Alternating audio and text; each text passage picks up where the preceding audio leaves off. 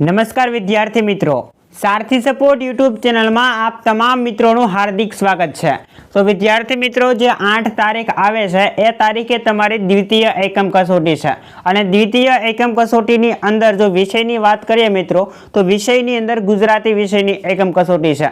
તો આપણે સંપૂર્ણ સોલ્યુશન વિશે જોઈશું, પ્રશ્ન બેંક વિશે। તો વિડીયોને તમે સ્કીપ કર્યા વગર અંત સુધી જોતા રહેજો અને ઓરિજિનલ ક્વેશ્ચન બેંક તમારે ડાઉનલોડ કરવી હોય તો આપણી ટેલિગ્રામ ચેનલ છે સારથી સપોર્ટ, તમે ટેલિગ્રામની અંદર સર્ચ કરશો સારથી સપોર્ટ એટલે મળી રહેશે, અથવા તો ડિસ્ક્રિપ્શનની અંદર પણ મેં લિંક આપી છે, ત્યાંથી તમે આપણી ચેનલ ઉપર જોઈન થઈ શકો છો અને ત્યાંથી તમે ઓરિજિનલ જે એકમ કસોટી છે એના પેપર પણ ડાઉનલોડ કરી શકશો। અત્યારે તમારો વધુ સમય ના લેતા આપણે આ ક્વેશ્ચન બેંકના સોલ્યુશન તરફ આગળ વધીએ એ પહેલાં હું તમને અભ્યાસક્રમની જો વાત કરું તો તમારે કેટલો અભ્યાસક્રમ પૂછાવાનો છે, તો કે પ્રકરણ નંબર 5, પ્રકરણ નંબર 6 અને પ્રકરણ નંબર 7 આ 3 પ્રકરણ તમને પૂછાવાના છે। પ્રકરણ નંબર 5 છે દીકરી, પ્રકરણ નંબર 6 છે વાયરલ ઇન્ફેક્શન અને પ્રકરણ નંબર 7 છે હું એવો ગુજરાતી। તો આ 3 જે પ્રકરણ છે ગુજરાતીની અંદર ધોરણ 10 ની અંદર એ તમને પૂછાવાના છે। એના પછી વ્યાકરણની જો વાત કરીએ તો કયું કયું વ્યાકરણ તમને પૂછાવાનું છે, તો કે સમાસ પૂછાશે, પ્રત્યય પૂર્વ છે કે પર પ્રત્યય છે એ ઓળખાવું એવું પૂછાય છે, અને લેખનની અંદર અહેવાલ લેખન પૂછાય છે અને એક નિબંધ પૂછાશે। આટલી વસ્તુ છે તમને વ્યાકરણની અંદર પૂછાવાની છે। અત્યારે આપણે વિભાગ એ તરફ સૌથી પહેલાં આગળ વધીએ તો અહીંયા મેં તમને ભૂલી ગયા પછી એના પણ જોડકા આપ્યા છે અને પ્રશ્ન પણ આપેલા છે। તો ભૂલી ગયા પછી જે ચોથું એકાંકી જે છે એના પ્રશ્ન તમે નહીં કરો તો હાલશે। અત્યારે આપણે જોઈએ વાયરલ ઇન્ફેક્શન, તો એના કરતા કોણ છે એ તમારે જોડકું જોડવાનું છે, તો એના કરતા છે ગુણવંત શાહ, અને ભૂલી ગયા પછી એનું નહીં કરો તો હાલશે, પણ કોણ છે તો કે રઘુવીર ચૌધરી। અથવાની અંદર છે ભૂલી ગયા પછી તો એનો પ્રકાર શું છે, તો કે ક એકાંકી, વાયરલ ઇન્ફેક્શન એનો પ્રકાર શું છે તો કે એ છે નિબંધ। આવી રીતે તમારે જોડકા જોડવાના થશે। એની અથવામાં છે ભૂલી ગયા પછી એનું પાત્ર કયું છે, તો કે એનું પાત્ર છે બ મનીષા, અને વાયરલ ઇન્ફેક્શન એનું પાત્ર કોણ છે તો કે વિવેકાનંદ। એના અથવામાં છે એ પાઠ છે એ કૃતિ છે શેમાંથી લેવામાં આવેલી છે એવું જોડકું પૂછાય। ભૂલી ગયા પછી તો એ શું છે તો કે એની આવશે કોઈ વાર થાય કે, અને વાયરલ ઇન્ફેક્શન એની અંદર આવશે મારો ત્યાં સુધી જીવો। ઓકે, એના પછી આપણે આગળ વધીએ। પ્રશ્નનો એક વાક્યની અંદર જવાબ આપવાનો છે। રઘુવીર ચૌધરીને સાહિત્ય માટેનો કયો સર્વોચ્ચ રાષ્ટ્રીય પુરસ્કાર છે મળેલ છે, તો જ્ઞાનપીઠ એવોર્ડ છે પુરસ્કાર છે એ રઘુવીર ચૌધરીને મળેલો છે। એના પછી બીજો પ્રશ્ન, હોસ્પિટલની શોભામાં શાનાથી વધારો થાય છે, તો કે હોસ્પિટલની અંદર મોટા ભાગના જે ખાટલા છે ખાલી પડી રહેવાથી છે એ હોસ્પિટલની શોભાની અંદર વધારો થાય છે। એના પછી આ ચોથા પાઠના પ્રશ્ન છે, નરેન છે એ લગ્નની અંદર માંગા શા માટે પાસા ઠેલતો હતો। એના પછી ભારતની અંદર ગંદકીથી ભારે ખલેલ પામનાર જે સંત હતા એ કોણ હતા, તો કે સ્વામી વિવેકાનંદ। મનીષા દેસાઈએ સુરતી કુટુંબને કોના હુમલાથી બચાવેલું, ચોથા પાઠનો પ્રશ્ન છે। તાણમાં કોણ ઘટાડો કરે છે, છઠ્ઠો જે પ્રશ્ન છે એની અંદર આવશે ભજનાનંદ। ખાવા પીવાની બાબતમાં કોણ બેદરકાર હોય છે, તો કે ભણેલ છે પણ એક અભણ છે, ભણેલ છે પણ અભણ છે, આવા જે વ્યક્તિ છે એ ખાવા પીવાની બાબતની અંદર બેદરકાર હોય છે। નરેનને કઈ તાલીમ મેળવી હતી, તો કે વન સંરક્ષણની। ચોથા પાઠનો, એક જમાનાની અંદર ચીનના લોકો ગામમાં કોઈ માંદું પડે તો કોને સજા કરતા, તો કે ડોક્ટરને। અને છેલ્લો પ્રશ્ન, રીંછ માણસને જોઈને શું કરે, તો કે જનૂનથી પ્રતિકાર કરે। તો આવા પ્રશ્નના જવાબ તમારે આપવાના છે, પણ ચોથો જે પાઠ છે એ તમારે એના પ્રશ્ન તૈયાર કરવાની જરૂર છે નહીં, કારણ કે એના પ્રશ્ન તમને એકમ કસોટીની અંદર જોવા મળશે નહીં, પરંતુ પ્રકરણ નંબર 5, 6 અને 7 આ જે પ્રકરણ છે એના પ્રશ્નો અને વ્યાકરણના જે પ્રશ્નો છે તમને જોવા મળવાના છે। એના પછી મોટા પ્રશ્નો અહીંયા તમને આપેલા છે, 3-4 વાક્યની અંદર જવાબ આપો। લેખક કઈ બાબતને તંદુરસ્ત સમાજની મર્યાદા ગણાવે છે।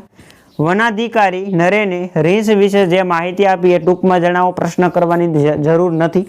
લેખકના મતે ઘરમાં કોનો પ્રેમ મળવાથી માણસ છે એ વ્યસની બનતો અટકી જાય? આ પ્રશ્ન કરવાનો છે અને આ બે પ્રશ્ન પણ તૈયાર કરવાની જરૂર છે નહીં. એના પછી આપણે આગળ વધીએ. 8-10 લીટીની અંદર જવાબ લખવાના છે. એની અંદર વાયરલ ઇન્ફેક્શન વાળો જે પાઠ છે એ પાઠના પ્રશ્નો તમારે કરવાના છે. બીજો પ્રશ્ન છે, લેખકે સૂચવેલા સામાજિક જાગૃતિના પગલાં વાયરલ ઇન્ફેક્શન પાઠને આધારે સમજાવો. વાયરલ ઇન્ફેક્શન પાઠમાં લેખકે સમાજના વિવિધ સ્તરના લોકોનું કરેલું જે બારીકાઈથી અવલોકન છે એ પાઠના આધારે છરશો અને આરોગ્યની જાળવણી માટેના ગુણવંત શાહના જે વિચારો છે એ તમારા શબ્દોમાં લખો અને એક પ્રશ્ન છે એ તમારે આ કરવાની જરૂર છે નહીં. એના પછી આવે છે પદ્ય વિભાગ, જેની અંદર 2 પાઠના પ્રશ્નો આવે છે. એક છે દીકરી અને બીજો કાવ્ય છે એ છે હું એવો ગુજરાતી. આ 2 કાવ્યના પ્રશ્ન આવે છે, જેની અંદર સૌથી પહેલાં આપણને જોડકા અહીંયા આપેલા છે. એ જોડકાની આપણે વાત કરીએ તો પેલું જે જોડકું અહીંયા તમને આપેલું છે દીકરી, તો એની સામે શું આવશે? એનો પ્રકાર શું છે? તો કે એની સામે આવશે ગઝલ. હું એવો ગુજરાતી એનો પ્રકાર શું છે? તો કે એ છે ગીત. એના પછી કૃતિ આપેલી છે અને એના કર્તા કોણ છે એ રીતે જોડકા જોડવાના છે. હું એવો ગુજરાતી તો એના કર્તા કોણ છે? તો કે વિનોદ જોશી. અને દીકરી તો એની અંદર શું આવશે? તો કે બ અશોક ચાવડા. ત્યાર પછી એક વાક્યની અંદર જવાબ આપણે આપવાના છે. કવિ શ્રી અશોક ચાવડાનું ઉપનામ શું છે? તો કે બેદિલ. મા બાપ દીકરીને કેવી રીતે ઉછેરે છે? તો કે જેવી રીતે પથ્થરમાંથી શિલ્પ કોતરાય છે એવી રીતે છે મા બાપ પોતાની દીકરીને ઉછેરતા હોય છે. આવી રીતે તમે વિસ્તારથી જવાબ લખી શકો. હું એવો ગુજરાતી કાવ્યની અંદર કવિ સરદાર પટેલ અને ગાંધીજીની કઈ વિશેષતા છે એના માટે એને યાદ કરવામાં આવે છે? તો કે સરદાર પટેલ છે એને શું યાદ કરવામાં આવે છે? તો કે સરદાર પટેલને હાકલ માટે યાદ કરાય છે અને ગાંધીજી છે એને મૌન માટે યાદ કરવામાં આવે છે. એના પછી ગુજરાતના શિરે કોના આશીર્વાદનો વિસ્તાર છે? તો કે ભારત માતાનો. દીકરી છે એ સ્વર્ગની અંદર કયા સ્વરૂપે દેખાય છે? તો કે દેવીઓની ઝલકમાં. સત્યના આયુધની ધાક ક્યાં જોવા મળે છે? તો કે દિગંધમાં છે એ સત્યના આયુધની જે ધાક છે જોવા મળે છે. એના પછી હું એવો ગુજરાતી કાવ્યની અંદર કવિ નરસિંહ મહેતાને શા માટે યાદ કરવામાં આવે છે? તો કે એને પ્રભાતિયા માટે યાદ કરવામાં આવે છે. કવિ સ્નેહનું ઝરણું કોને કહે છે? તો કે કવિ સ્નેહનું ઝરણું છે દીકરીને કહે છે. એના પછી હું એવો ગુજરાતી કાવ્યની અંદર કવિ શાનું ગૌરવ લે છે? તો કે કવિ છે એ ગુજરાતી હોવાનું ગૌરવ લે છે અને દીકરીની સમજણ વિસ્તરી છે એવું કયા કારણથી કહી શકાય? તો કે દીકરી છે એ બીજાને હાથ આપતી થઈ છે, એટલે કે સાથ આપતી થઈ છે.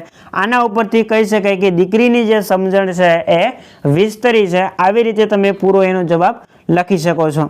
એના પછી આ જે પ્રશ્ન છે બધા પ્રશ્ન મોટા છે. 3-4 વાક્યની અંદર જવાબ આપવાના છે. સત્યના આયુધની કઈ વિશેષતા છે? દીકરીના સંસ્કારી ઉછેર માટેની કઈ કઈ વાત કાવ્યમાં દર્શાવી છે? એના પછી હું એવો ગુજરાતી કાવ્યની અંદર કવિએ ગુજરાત પ્રદેશની કઈ કઈ વિશેષતાઓ છે એની વાત કરી છે એ ટૂંકમાં જણાવો. ચોથો પ્રશ્ન, દીકરીને માથે હાથ ફેરવો અને દીકરી હાથ દે એની અંદર શું ફરક છે એ સમજાવો. અને છેલ્લો પ્રશ્ન, ગુજરાતી વ્યક્તિના શ્વાસોમાં અને પ્રાણોની અંદર શું રહેલું છે? ત્યાર પછી મિત્રો ગદ્યના હાર્દને સમજીને ઉત્તર લખવાના છે. મૌલિક રીતે આપણે જવાબ લખવાના છે. 3 માર્કની અંદર પ્રશ્ન પૂછાય છે. લાજ મર્યાદા શરમ ગૌરી વ્રતોની હારમાં ઉછરે છે રોજ કાયમની ફડકમાં દીકરી કાવ્ય પંક્તિ સમજાવવાની છે. હું મારી માટીનો જાયો, હું ગુર્જર અવતાર, મારે શિર ભારત માતાની આશીષનો વિસ્તાર કાવ્ય પંક્તિ છે તમારે સમજાવવાની છે.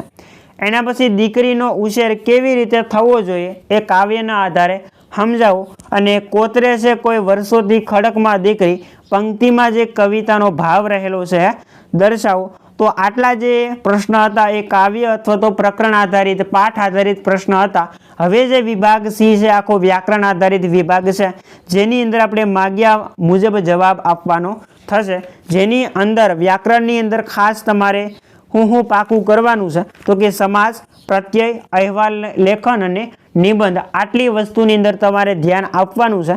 તો અહીંયા છે એ તમને ધ્વનિ ઘટક છૂટા પાડવાનું પૂછાયું છે, પણ એ છે તમે નહીં પાડો તો એ હાલ છે, કારણ કે એ પૂછાતું નથી. એના પછી જોડણી છે.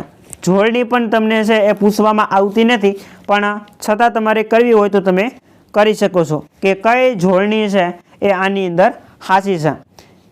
તો એની અંદર બીજી જે જોડણી છે નૈસર્ગિક એ હાચી છે, લિજ્જતની આ હાચી જોડણી છે અને ગંદકીની ત્રીજી જોડણી હાચી છે. એના પછી શબ્દોની સંધિ છોડો. તો વિવેકાનંદ છે સંધિ છે આ તમને પૂછવામાં નથી આવતી, પણ તમારે પાકી કરવી હોય તો તમે કરી શકો. તો વિવેકાનંદનું થશે વિવેક પ્લસ આનંદ. સિંધુર્મી છે તો એનું થશે સિંધુ પ્લસ ઉર્મી, અને દિગંત છે તો એનું થશે દિક પ્લસ અંત. એના પછી પ્રત્યય છે તમને પૂછવામાં આવે છે એટલે ખાસ તમારે તૈયાર કરવાના છે. પ્રત્યેક તો એની અંદર શું છે તો કે એની અંદર પૂર્વ પ્રત્યય છે. નિરોગી તો એની અંદર પણ પૂર્વ પ્રત્યય છે, અને ઢોલક તો એની અંદર છે એ પર પ્રત્યય રહેલો છે. એના પછી સમાસ પણ તમને પૂછાય છે એટલે ખાસ તૈયાર કરવાનો છે. નવરાત્રિ તો કે દ્વિગુ સમાસ છે, સંખ્યા દર્શાવે છે. મહાજાતિ તો કર્મધારય સમાસ છે, અને પાષાણ શક્તિ તો એની અંદર તત્પુરુષ સમાસ રહેલો છે. તો ખાસ તમારે આટલી વસ્તુ તૈયાર કરવાની છે. અને લેખન વિભાગની અંદર અહીંયા આપણને એક અહેવાલ પૂછાયો છે કે તમારી શાળાનો વિદ્યાર્થી એસએસસીની પરીક્ષામાં જિલ્લાની અંદર પ્રથમ આવે છે તો એ અંગેનો સન્માન સમારંભ વિશેનો જે અહેવાલ છે એ લખો. અથવા તમારી શાળામાં યોજાયેલ ગુરુ પૂર્ણિમાની ઉજવણીનો અહેવાલ લખો. તો ગુરુ પૂર્ણિમા છે હમણે ગઈ છે એટલે કદાચ ગુરુ પૂર્ણિમા વિશેનો અહેવાલ છે તમને એક્ઝામની અંદર અથવા તો આજે એકમ કસોટી છે એની અંદર પૂછાઈ શકે. યોગ દિવસની ઉજવણીનો અહેવાલ પણ પૂછાઈ શકે. વૃક્ષારોપણ કાર્યક્રમ યોજાયો હોય તમારી સ્કૂલની અંદર એનો પણ પૂછાઈ શકે. અને તમે કોઈ અકસ્માત જોયો છે તો એ અકસ્માત વિશેનો અહેવાલ છે એ પણ તમને પૂછાઈ શકે. તો આટલી વસ્તુ છે તમને અહેવાલ લેખનની અંદર પૂછાઈ શકે એવી હતી. અને નિબંધની અંદર તમને પૂછાઈ શકે એવા હોય તો તાજેતરની અંદર કોઈ ઘટના બને છે તો એના વિશે ખાસ તમને નિબંધ છે એ પૂછાઈ શકે છે. તો આશા રાખીશ મિત્રો કે તમને આજનો વિડીયો પસંદ આવ્યો હશે. વિડીયો પસંદ આવ્યો હોય તો લાઈક કરો, શેર કરો, અને ચેનલ ઉપર પહેલી વાર આવ્યા હો તો સબસ્ક્રાઈબ કરવાનું ભૂલતા નહીં. મળીએ દોસ્તો આવા જ નવા વિડીયો સાથે. જય હિન્દ, જય ભારત.